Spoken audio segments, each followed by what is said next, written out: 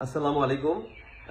আমি ডক্টর মারুফুল ইসলাম, যুগ্ম পরিচালক ও সহযোগী অধ্যাপক, জাতীয় বার্ন প্লাস্টিক সার্জারি ইনস্টিটিউট।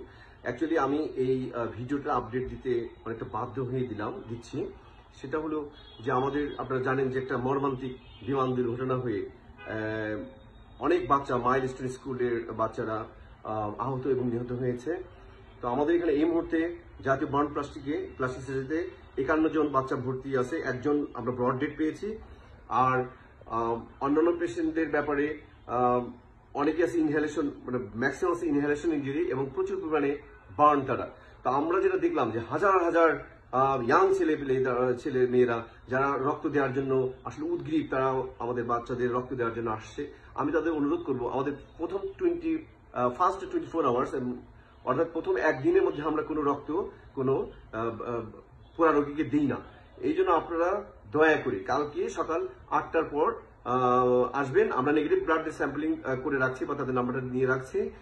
আমাদের বড় জোর 30 বা 40 ব্যাগ রক্ত লাগবে। আমরা সেটা কালকে লাগলে 30-40 ব্যাগ লাগতে পারে, সেটা আমরা কালকে সকাল 8টার পর তাদের ফ্রেশ ব্লাড দিব। আমরা কোনো ব্লাড এই মুহূর্তে নিয়ে ফ্রিজে রাখতে চাই না। এই একটা অনুরোধ। আপনারা প্রচুর মানুষ রক্ত অলরেডি, আমি শুনলাম রেড কিচেন থেকে পুরো রাস্তা ব্লক করে রক্ত নেওয়া হচ্ছে। এটা নেওয়ার প্রয়োজন নেই।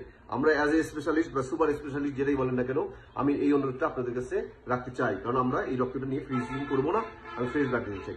এই একটা বিষয় গেল। আর একটা বিষয় হলো যে আপনার অত্যন্ত আন্তরিকতার কারণেই আমাদের অনেক অ্যাডভাইজার স্যার ম্যাডামরা চলে আসছিলেন।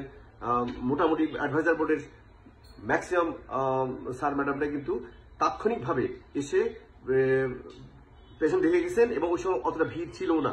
তারা দেখে একটা আইডিয়া নিয়ে গেছেন এবং সাংবাদিকদের তখন ব্রিফ করেছেন। কিন্তু এখন বাজে হলো কত, বিকেল 5:30। এখন বাজে হলো বিকেল পৌনে 5:37। এখন আমরা হাজার হাজার মানে কি এখানে এত বেশি মানুষের ভিড় হয়েছে যে আমাদের ট্রিটমেন্ট দেওয়ার জন্য কিন্তু এটা একটা অনেক কঠিন দিক। এই জন্য আমি অনুরোধ করব, সবিনয় অনুরোধ করব, কোনো রাজনৈতিক নেতৃবৃন্দ বলেন, অথবা উচ্চপদস্থ কোনো কর্মকর্তা কর্মচারী বলেন, অথবা ছাত্র প্রতিনিধি বলেন, অথবা যারা আমাদেরকে অত্যন্ত ভালোবাসেন, এই ভালোবাসার দাবি নিয়েই বলছি, বা বাচ্চাদের প্রতি যারা ভালোবাসা, এই ভালোবাসার দাবি নিয়ে বলছি, আপনারা দয়া করে হসপিটাল থেকে দূর থেকে খোঁজ খবর রাখুন, কিন্তু হসপিটালে আসেন না। তাহলে এটা খুবই মানে ট্রিটমেন্টের জন্য অনেক সমস্যাই হচ্ছে।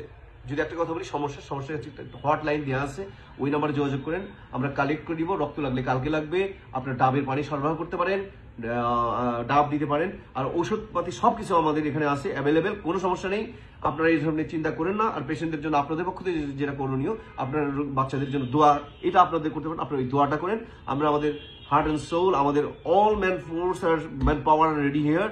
আমাদের সমস্ত plastic surgeon, resident plastic surgeon, anaesthesiologist, nurse এবং ওয়ার্ড বয় সুইপার সবাই রেডি আছে। এটা নিয়ে আপনারা কোনো ট্রিটমেন্টের বিষয়ে যতটুকু করার সম্ভব সেটা আমাদের পক্ষ থেকে হচ্ছে। ধন্যবাদ। কেউ মনে এটা নিয়েন না যে আমি হার্ড করে কথা বললে ক্ষমা প্রার্থী।